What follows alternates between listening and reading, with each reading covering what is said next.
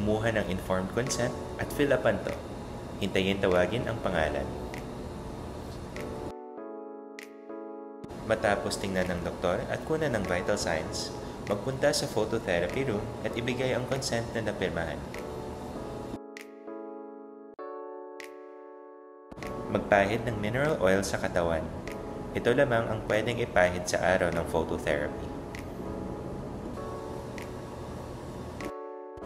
Isuot mabuti ang eye shield at hintayin ang nurse na mailagay ang iyong dose sa computer at magsara ng pintuan. Kumapit ng mabuti sa hawakan ng machine at hintayin ang salitang, "Your treatment begins in 10 seconds. Please put on your goggles."